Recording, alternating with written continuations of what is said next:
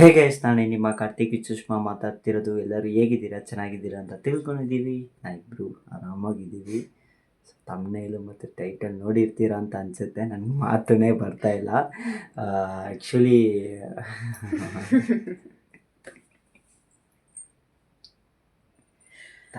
ತಾಳ್ಮೆ. ಸೊ ತುಂಬ ಜನ ಬಂದ್ಬಿಟ್ಟು ಕೇಳ್ತಿದ್ದಾರೆ ಕಮೆಂಟ್ ಸೆಕ್ಷನಲ್ಲಿ. ಆಯ್ತು ತೆಗ್ಬಿಡು, ಫಸ್ಟ್ ಇದು ನೋಡ್ದೇ ನಗು ಬರ್ತೈತೆ ನನಗೆ. ಆ್ಯಕ್ಚುಲಿ ಇವತ್ತು ಜ್ವರ ಇವಳಿಗೆ. ಸೊ ಅದೇ ಸಮ್ಮರ್ ಸೀಸನ್ ಎಂಟ್ರೆನ್ಸ್ ಆಗ್ತೈತಲ್ಲ, ಆ ಜ್ವರ.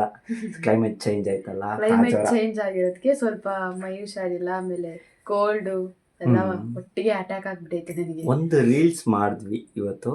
ಸೊ ಇಬ್ರು ಮತ್ತೆ DMs ಸ್ಟೋರಿ ಹಾಕಿದ್ವಿ. ಅದೆಲ್ಲ DMs ಎಲ್ಲ ಬರ್ತಿತ್ತು. ಪರ್ಸನಲ್ ಆಗೆಲ್ಲ ಮೆಸೇಜ್ ಮಾತಾಡಿಸಿ ಸರಿ ಹೇಳಿ ನೀನು ಹೇಳು. ಪರ್ಸ್ನಲ್ ಆಗೆಲ್ಲ ಮೆಸೇಜ್ ಮಾಡ್ತಿದ್ದಾರೆ. ಅದು ಬಿಟ್ಟು ವಾಟ್ಸಪ್ಪಲ್ಲೆಲ್ಲ ಅದೇ ಬಿಸ್ನೆಸ್ ನಂಬರ್ ಕೊಟ್ಟೋದಲ್ಲ, ಅದಕ್ಕೆಲ್ಲ ವಿಡಿಯೋ ಕಾಲ್ ಮಾಡಿ ಚೆಕ್ ಮಾಡ್ತಿದ್ದಾರೆ. ನಮ್ಮ ಸಬ್ಸ್ಕ್ರೈಬರ್ಸ್, ನಮ್ಮ ಫಾಲೋವರ್ಸ್ ಎಲ್ಲ ಇದು ಮಾಡ್ತಿದ್ದಾರೆ. ಏನು ಗುಡ್ ನ್ಯೂಸಾ ಬ್ಯಾಡ್ ನ್ಯೂಸಾ? ಸದ್ಯಕ್ಕೆ ಇವಾಗ ಏನು ಪ್ಲ್ಯಾನ್ ಇಲ್ಲ. ಯಮ್ಮ, ನಮ್ಮದೇ ಯಾಕೆ ಕೇಳ್ತೀರಾ? ಬೇಗ ಮದುವೆ ಆಗ್ಬಿಟ್ಟು ತುಂಬಾ ಬೇಜಾರಾಗ್ಬಿಟ್ವಿ. ಸೊ 1 ವರ್ಷ ಆಯಿತು ಸಮಥಿಂಗ್ ಮ್ಯಾರೇಜ್ ಆಗಿ.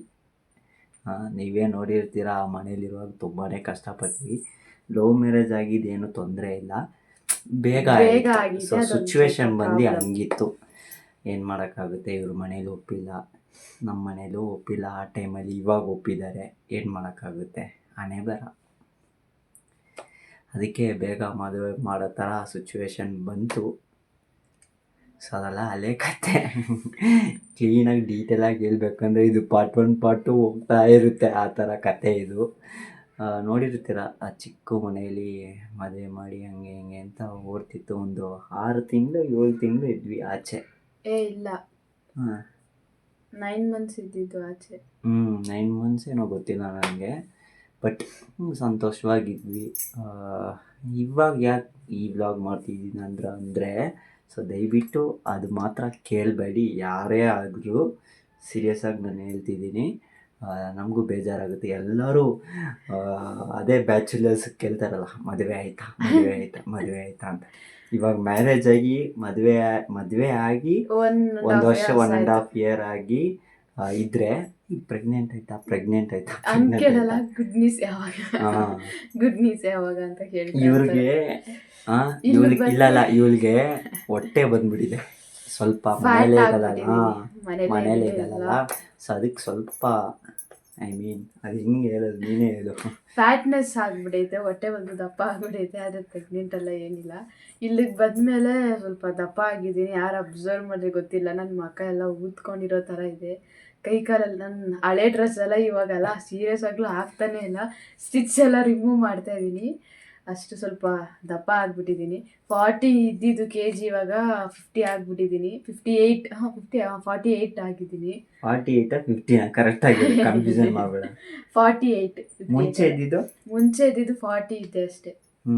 ಸೊ 48 8 kg ದಪ್ಪ ಆಗಿಬಿಟ್ಟಿದ್ದೀನಿ ಅಷ್ಟೇ. ಅದಕ್ಕೋಸ್ಕರ ದಪ್ಪ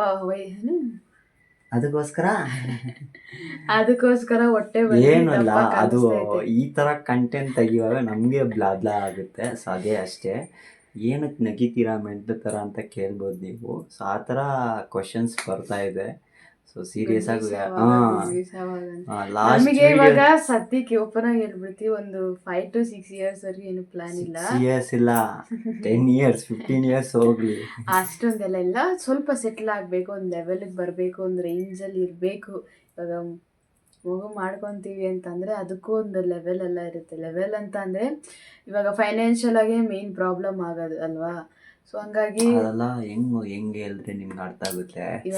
ಇರೋರು ನಾನು ಕ್ಲಿಯರಾಗಿ ಹೇಳ್ತೀನಿ. ಮಗು ಅಕಸ್ಮಾತ್ ಬಂದ್ಬಿಟ್ರೆ ಅದಕ್ಕಂತ ಜವಾಬ್ದಾರಿ ಇರುತ್ತೆ.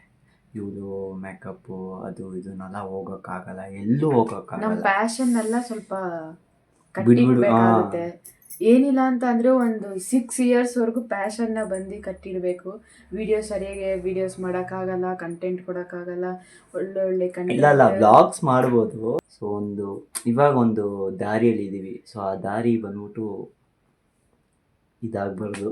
ಒಂದು ಸಕ್ಸಸ್ಗೋಸ್ಕರ ವೆಯ್ಟ್ ಮಾಡ್ತಾ ಇದೀವಿ. ಈಗ ಸಕ್ಸಸ್ ಎಲ್ಲ ನಮ್ಮ ಕೈಲಿ ಸಿಕ್ತು, ಸೊ ನಮಗೆ ಫೈನಾನ್ಷಿಯಲ್ ಆಗೆಲ್ಲ ಏನು ಪ್ರಾಬ್ಲಮ್ ಇಲ್ಲ ಅಂತ ಅಂದಾಗ ಅವಾಗ ಬೇಕಂದರೆ ಮೇ ಬಿ ಪ್ಲ್ಯಾನ್ ಮಾಡ್ಬೋದು.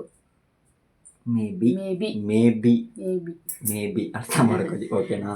ಅದೇ ಹೇಳ್ತಿಲ್ಲ, ಫೈನಾನ್ಷಿಯಲ್ ಆಗಿ ಮೇನ್ ಪ್ರಾಬ್ಲಮ್ ಬರೋದು ಅದರಿಂದಾನೆ. ಅದಕ್ಕೋಸ್ಕರ ಸ್ವಲ್ಪ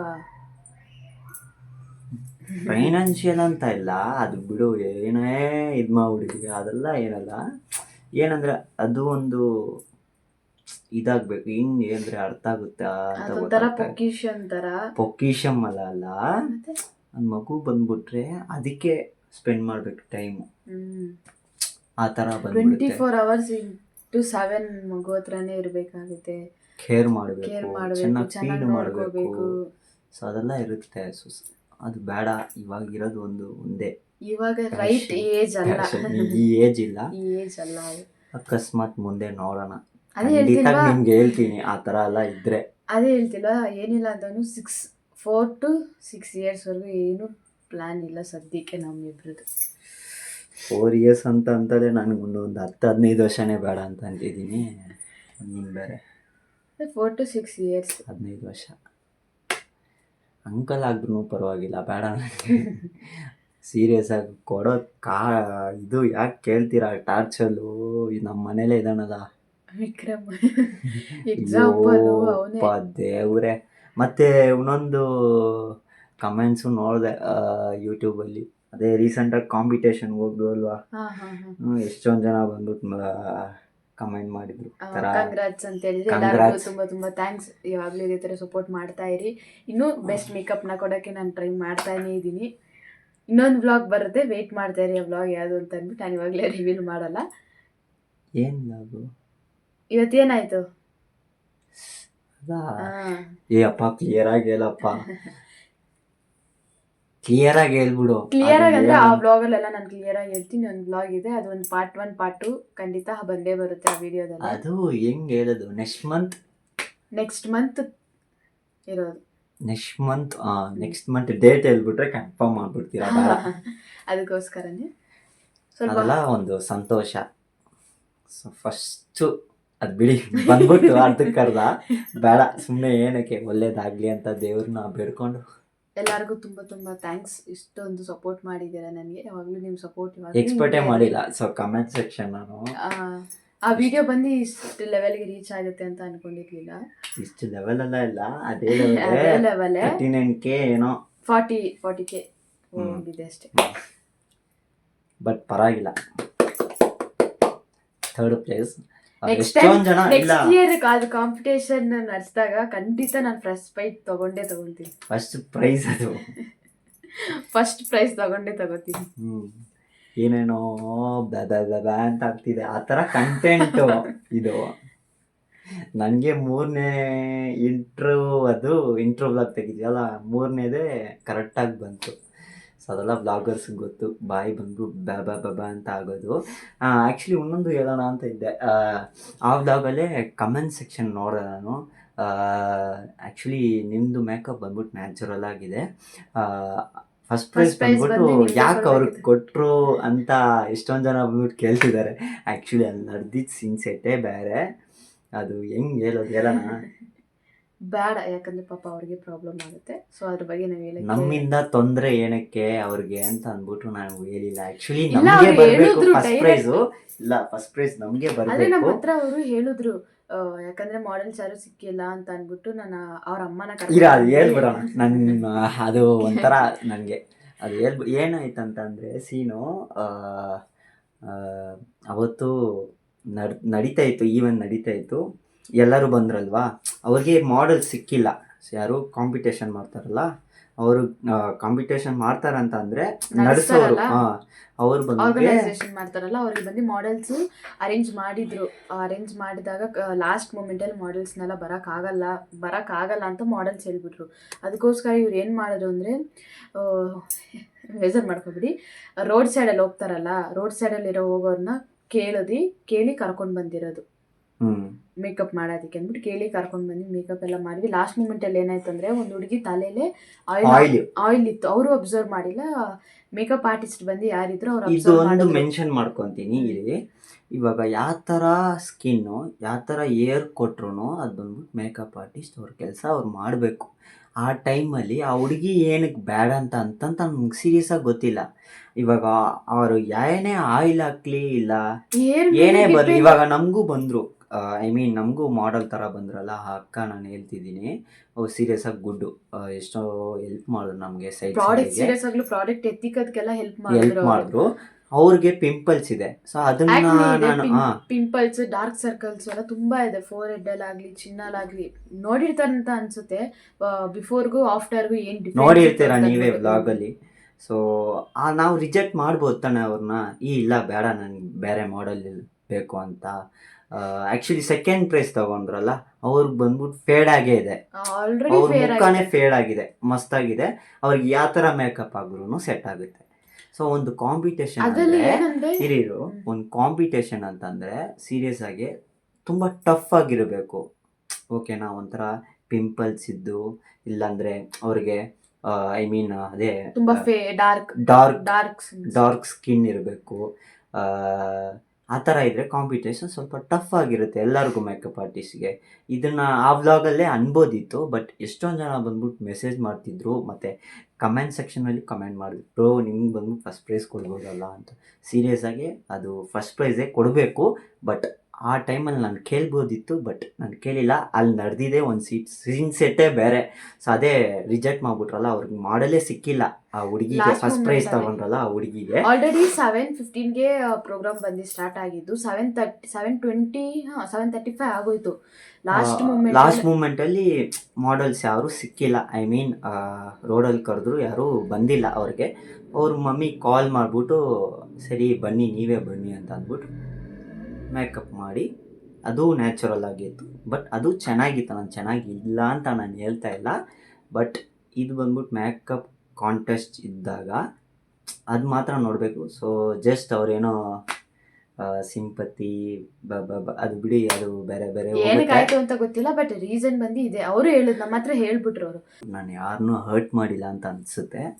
ಅದೇ ಮೇಕಪ್ ಅವರು ಮೇ ಬಿ ಅವ್ರು ನೋಡ್ತಾರೆ, ಅದೇ ಈವೆಂಟ್ ಹೋಗಿದ್ವಲ್ಲ ಅವರು ಖಂಡಿತ ನೋಡ್ತಾರೆ. ಸೊ ಈವೆಂಟ್ ಅಂದರೆ ಜಡ್ಜ್ ಆಗಿದ್ರಲ್ಲ, ಆರ್ಗನೈಸ್ ಮಾಡಿದ್ರು ಪ್ಲಸ್ ಜಡ್ಜ್ ಆಗಿದ್ರಲ್ಲ, ಅವ್ರು ನೋಡ್ತಾರೆ. ಅವರು ನಮ್ಮ ಫಾಲೋವರ್ಸೇ, ನಮ್ಮ ಸಬ್ಸ್ಕ್ರೈಬರ್ಸೇ, ನಮ್ಮ ಫ್ಯಾಮಿಲಿನೇ. ಸೊ ಮೇ ಬಿ ಅವ್ರು ನೋಡಿ ಹರ್ಟ್ ಆಗಿದ್ರೆ ದಯವಿಟ್ಟು ಸಾರಿ. ಅವ್ರು ಫಸ್ಟ್ ಪ್ರೈಸ್ ಸೆಕೆಂಡ್ ಪ್ರೈಸ್ ಅದೆಲ್ಲ ಬೇಡ ನನಗೆ, ಬಟ್ ಒಂದು ಅವಕಾಶ ಕೊಟ್ರಲ್ಲ, ಸೊ ತುಂಬಾ ಥ್ಯಾಂಕ್ಸ್. ಅಲ್ಲಿ ನಡೆದಿದ್ದೆಲ್ಲ ಇತ್ತು. ಸೊ ಇವಳು ಸ್ಟೇಜಿಗೆ ಮೈಕಲ್ಲಿ ಮಾತಾಡಿ ಅಲ್ಕೊಂಡು ಯಾಕೆ ಕೇಳ್ತೀರಾ ಅದೆಲ್ಲ ಆಗ್ಬೋದಿತ್ತು, ನಾನು ಹಾಕಿಲ್ಲ. ಮೇ ಬಿ ಎಡಿಟಿಂಗಲ್ಲಿ ಎಲ್ಲ ಕಟ್ ಮಾಡಿಬಿಟ್ಟೆ ನಾನು. ಸರಿ ಬೇಡ, ಸೆಕೆಂಡ್ ಪಾರ್ಟ್ 2 ವ್ಲಾಗ್ ಬಂದ್ಬಿಟ್ಟು ಒಂದು ವರ್ತಾಗಿರ್ಬೇಕಂತ ಪಾರ್ಟ್ 2 ವ್ಲಾಗ್ ಕೊಟ್ಟಿದ್ದೆ. ಫಸ್ಟ್ ವ್ಲಾಗಲ್ಲೇ ಆಗ್ಬೋದಿತ್ತು. ನಾನು ಆ ಕಾಂಪಿಟೇಷನಲ್ಲಿ ಹೋದಾಗ ನಾನು ಗೆಲ್ಲಬೇಕು ಅಂತ ಅಂದ್ಬಿಟ್ಟು ನಾನು ಹೋಗಿಲ್ಲ. ಒಂದು ಅಟೆಂಡ್ ಮಾಡಬೇಕು, ನನಗೊಂದು ಎಕ್ಸ್ಪೀರಿಯನ್ಸ್ ಆಗುತ್ತೆ ಅನ್ನೋಕ್ಕೋಸ್ಕರ ಮೇನ್ ರೀಸನ್ ನನ್ನ ಕಾಂಪಿಟೇಷನ್ ಸಿಗ್ಬೇಕಂತ ವೆಯ್ಟ್ ಮಾಡ್ತೀನಿ. ಸ್ಟೇಜ್ ಸಿಗೋದು ತುಂಬ ಕಷ್ಟ, ನನಗೆ ಅದು ಸಿಕ್ಕಿದೆ. ಅದನ್ನು ನಂಬಿರೋ ಬಿಡ್ತಿರೋ, ನಾವು ಡೈರೆಕ್ಟ್ ಸೆಲೆಕ್ಷನ್ ಆಗಿದ್ವಿ. ಸೊ ಡೈರೆಕ್ಟ್ ಸೆಲೆಕ್ಷನ್ ಅಂದರೆ ನಮ್ಮ ಹತ್ರ ಏನೇ ಡಾಕ್ಯುಮೆಂಟ್ಸ್ ಏನೂ ಕೇಳಿಲ್ಲ. ನಮ್ಮ ಹತ್ರ ಬಂದ್ಬಿಟ್ಟು ಸರ್ಟಿಫಿಕೇಟ್ ಸಮೇತ ಕೂಡ ಕೇಳಿಲ್ಲ ಅವ್ರ ಪಾಪ. ವಿಡಿಯೋಸ್ ಎಲ್ಲ ನಾವು ಫಸ್ಟ್ ಮಾಡಿರೋ ಯಾರಿಗಾದ್ರು ಬ್ರೈಡಿಗೆ ಮೇಕಪ್ ಮಾಡಿರ್ತೀರಲ್ಲ, ಆ ಫೋಟೋನ ಕಳಿಸಿ ಅಂತ ಅಂದ್ಬಿಟ್ಟು ಏನು ಕೇಳಿಲ್ಲ ಅವರು. ನಮಗೊಂದು ಅವಕಾಶ ಕೊಟ್ಟಿದ್ದು ತುಂಬಾ ಥ್ಯಾಂಕ್ಸ್. ಸಾರಿ, ನಿಮ್ಗೆ ಏನಾದರೂ ಹರ್ಟ್ ಆಗಿದ್ರೆ ದಯವಿಟ್ಟು ಸಾರಿ. ಎಷ್ಟೊಂದು ಜನ ಕೇಳ್ತಿದ್ರು, ಅದಕ್ಕೆ ನಾನು ಬಂದ್ಬಿಟ್ಟು ಹೇಳ್ದೆ, ಇಲ್ಲಾಂದರೆ ನಾನು ಹೇಳಕ್ಕೆ ಹೋಗ್ದಿದ್ದಿಲ್ಲ. ಲಾಸ್ಟ್ ಬ್ಲಾಗಲ್ಲೇ ನಾನು ಹೇಳಿರ್ತೀನಿ, ಸಪೋಸ್ ಹೇಳ್ಬೇಕಿದ್ರೆ ನಾನು ಆವಾಗಲೇ ಹೇಳಿರ್ತೀನಿ. ಎಲ್ಲರೂ ಕೇಳ್ತಿದ್ರಲ್ಲ, ಅದಕ್ಕೆ ನಾನು ಬಂದ್ಬಿಟ್ಟು ಹೇಳೋಣ ಅಂತ. ಏನಕ್ಕೆ ಅವ್ರಿಗೆ ಫಸ್ಟ್ ಪ್ರೈಸ್ ಕೊಟ್ಟರು ಅಂತ ಕೆಲವೊಬ್ರು ಬಂದು ಕೇಳಿದ್ರು, ಅದಕ್ಕೋಸ್ಕರ ಅದಕ್ಕೆ ಅದೇ ಡೆಡಿಕೇಶನ್ ಅಂತಾರಲ್ಲ, ಮೇ ಬಿ ಅದಕ್ಕೆ ಕೊಟ್ಟಿರ್ಬೋದು. ನೋಡು, ಆ ಹುಡುಗಿ ಮೇಕಪ್ ಕಾಂಟೆಸ್ಟ್ ಪಾರ್ಟಿಸಿಪೇಟ್ ಮಾಡಲೇಬೇಕಂತ ಬಂದ್ಬಿಟ್ಟು ಅವ್ರ ಮಮ್ಮಿ ಕಾಲ್ ಮಾಡಿ ಅವ್ರ ಮಮ್ಮಿ ಬಂದು ಸಪೋರ್ಟ್ ಮಾಡಿದ್ರಲ್ಲ, ಅದೇ ಗ್ರೇಟ್. ಮೇ ಬಿ ಅದಕ್ಕೆ ಕೊಟ್ಟಿರ್ಬೋದು, ಮೇ ಬಿ ಅದಕ್ಕೆ ಅಂತ ಅನಿಸುತ್ತೆ. ಸೊ ಸಾರಿ, ನಿಮ್ಗೇನಾದ್ರು ಹರ್ಟ್ ಆಗಿದೆ ಸಾರಿ. ಮತ್ತು ವೀಡಿಯೋದಲ್ಲಿ ಅದು ಅಂದ್ಬಿಟ್ಟೆ ಅಂತ ಬೇಜಾರು ಮಾಡ್ಕೊಬೇಡಿ. ಸಾರಿ ಕೇಳ್ಕೊತೀನಿ, ಓಕೆನಾ.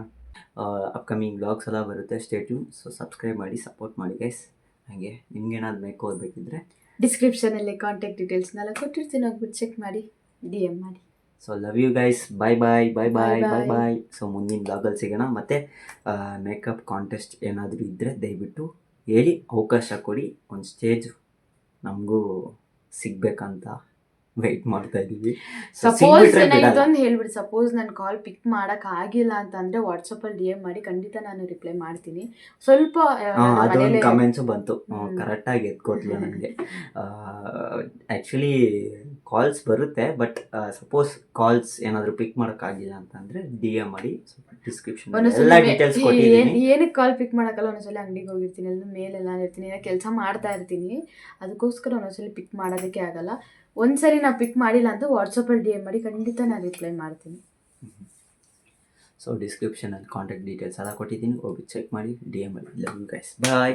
ಸೊ ಮತ್ತೆ ಈ ಬ್ಲಾಗಲ್ಲಿ ಮೇ ಬಿ ಯಾರಿಗೂ ಹರ್ಟ್ ಆಗಿಲ್ಲ ಅಂತ ಅನ್ಸುತ್ತೆ. ಸೊ ಸಾರಿ, ಹರ್ಟ್ ಆಗಿದೆ ನನ್ನ ಸೈಡಿಂದನು, ಐ ಆಮ್ ಸಾರಿ. ಇದ್ದಿದ್ದನ್ನ ಡೈರೆಕ್ಟಾಗಿ ನಾವು ಹೇಳ್ತಾ ಇದ್ದೀವಿ ಅಷ್ಟೇ, ಬೇರೆ ಏನೂ ಹೇಳಿಲ್ಲ. ಸೊ ನಾವು ಏನಾದರೂ ತಪ್ಪಾಗಿ ಏನಾದರೂ ಹೇಳಿದರೆ ಅದಗಡೆ ದೇವರು ಇದ್ದಾನೆ, ಓಕೆನಾ. ಸೊ ಅವ್ರು ಶಿಕ್ಷೆ ಕೊಡ್ತಾನೆ, ಓಕೆನಾ. ಅದು ಯಾರೇ ಇರಲಿ, ನಾನಾಗಿರಲಿ, ಇವಳಾಗಿರಲಿ, ಯಾರಾಗಿರಲಿ. ಸೊ ಓಕೆನಾ. So sorry. Sorry. So love you guys, bye.